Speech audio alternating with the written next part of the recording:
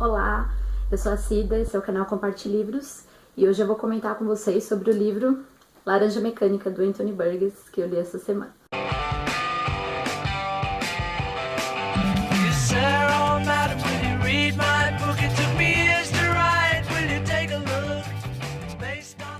O Laranja Mecânica é bastante conhecido mais como filme do que como livro, né? Essa semana eu comentei com algumas pessoas que eu estava lendo e eu tive respostas como: nossa, tem um livro? Eu achei que só tinha o filme. Antes de mais nada, eu queria comentar a edição do Laranja Mecânica que eu tenho, ganhei de presente há alguns meses.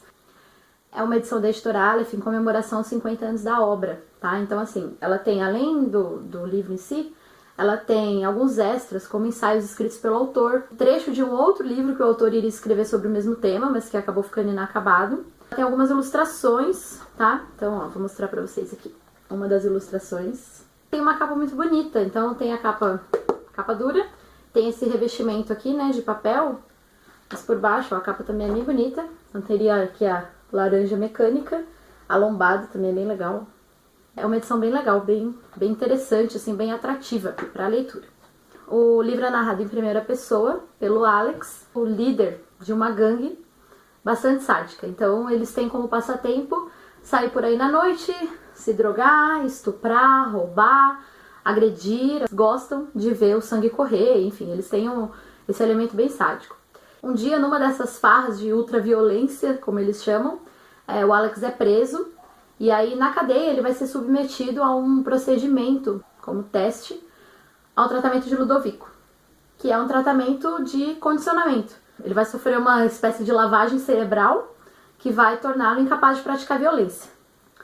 Então, o livro, na verdade, é uma reflexão sobre essa dicotomia, né? De um lado, a natureza humana, que muitas vezes não é muito bonita de se ver. De outro lado, a ideia do condicionamento social, que a gente vai ver que pode ser bem cruel também. Então a obra gira em torno desse debate filosófico, vem suscitando, né, diversos debates, diversos pontos de vista, desde a sua publicação nos anos 60. Também por isso ela é colocada ao lado de outras distopias famosas, né, como Admirável Mundo Novo, por exemplo, que eu comentei com vocês no meu outro vídeo, que é um dos meus livros favoritos. Esse livro, ao contrário de outras adaptações para o cinema, eu tive contato primeiro com o filme, depois com a obra. Nem sabia que tinha um livro até então, fiquei sabendo depois. Correndo o risco de dar spoiler, se você não quer spoiler, fecha o vídeo agora.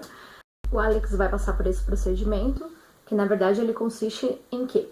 Eles dão substâncias, fazem com que ele se sinta extremamente mal, e eles associam os sintomas dessa substância com cenas de violência. Então o Alex é levado para um cinema, e ele tem que ver cenas horríveis, cenas de muita violência, e enquanto ele assiste essas cenas, o corpo dele está sofrendo todo o estresse provocado pelas substâncias. E aí a mente aprende a associar as cenas de violência com o mal-estar.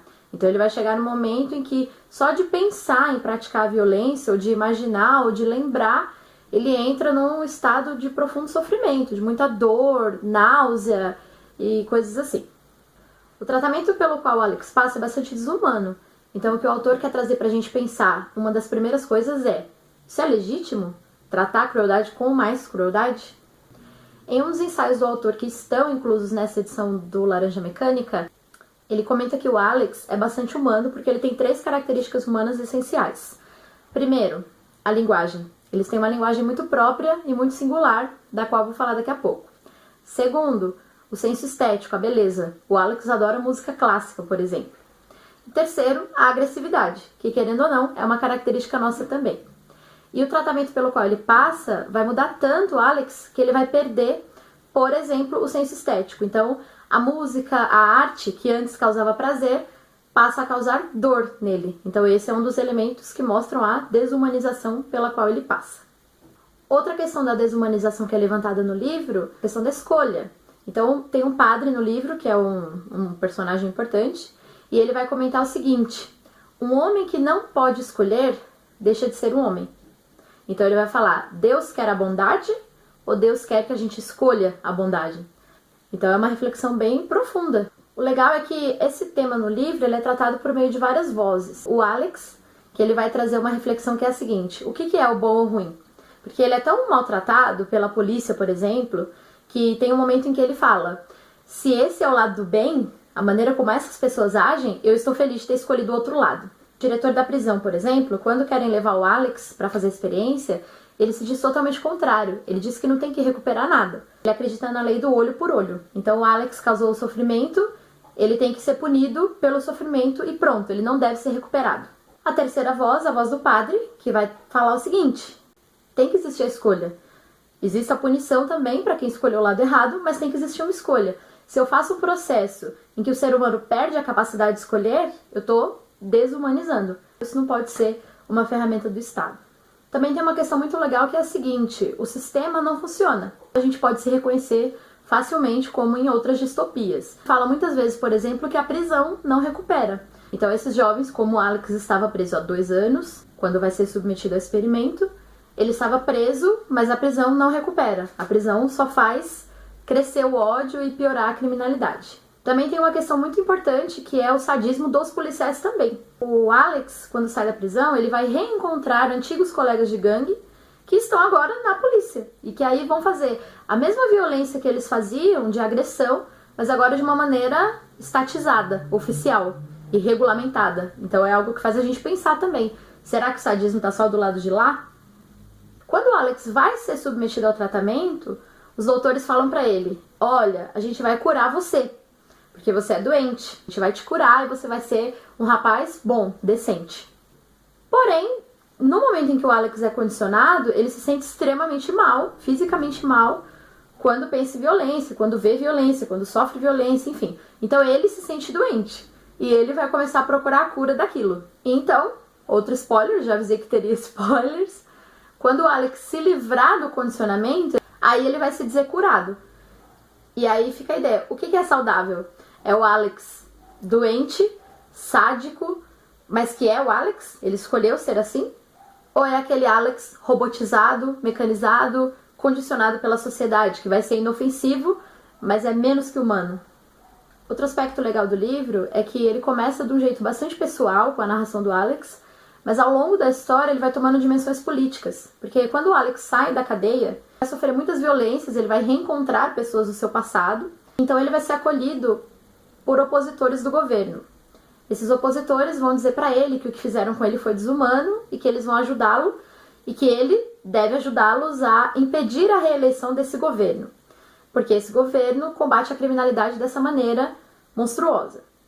Porém, a gente começa a perceber que o Alex também está sendo usado por essas pessoas. Então elas querem transformá-lo numa espécie de Marte para defender a própria causa. Então cria-se um debate de forças políticas ali opostas, quando na verdade elas são bem parecidas, porque nenhuma das duas está preocupada de fato com o bem-estar das pessoas envolvidas, ou seja, do Alex.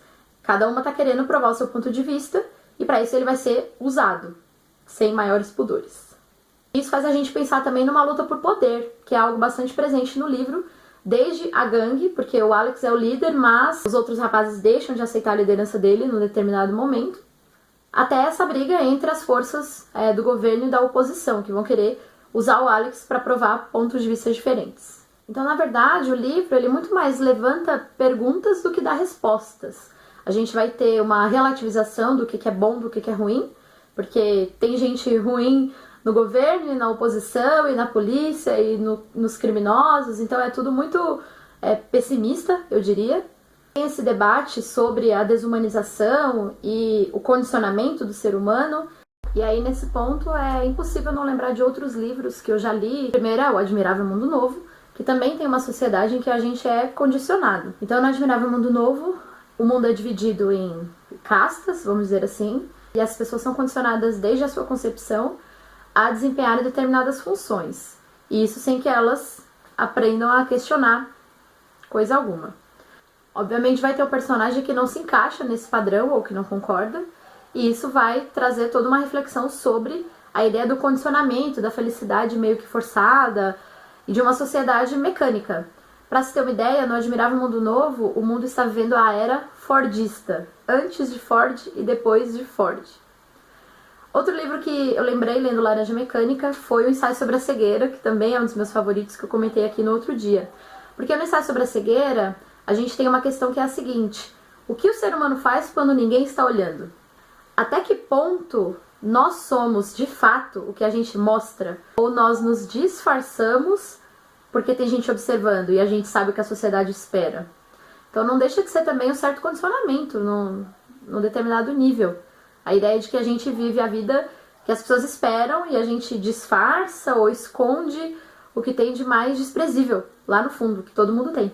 E o Laranja Mecânica faz pensar um pouco nisso, porque chega num determinado momento que a gente vai começar a pensar se o condicionamento é realmente só esse, de Ludovico. É realmente só o Alex que passou por isso. Então, no fim do livro, a gente tem um Alex, por exemplo, que está trabalhando, que quer juntar dinheiro, que quer casar e ter filho. E aí você se pega pensando, caramba, ele saiu de um tipo de condicionamento, mas será que ele não caiu no outro? Ele já não quer mais esbanjar o dinheiro, como ele fazia com a gangue. Ele mostra a ideia de guardar, de acumular. Claro que é muito diferente a ideia de sofrer uma violência completa, como a que ele sofre no teste de Ludovico, ou simplesmente se adaptar a uma vida social aceitável. Mas faz a gente pensar um pouco, até que ponto a vida que a gente tem foi escolha nossa? Ou é, de certa forma, um condicionamento social. A gente é criado assim. Você tem que estudar, você tem que trabalhar, depois você casa, depois você tem filho, depois você viaja nas férias, compra um carro. E assim, qualquer pessoa que fuja disso, se ela não sofre consequências mais graves, no mínimo ela escuta muita gente enchendo o saco. Alguém que decide não casar, ou não ter filho, ou não fazer faculdade. Enfim, então assim, existe um condicionamento ao qual a gente está exposto.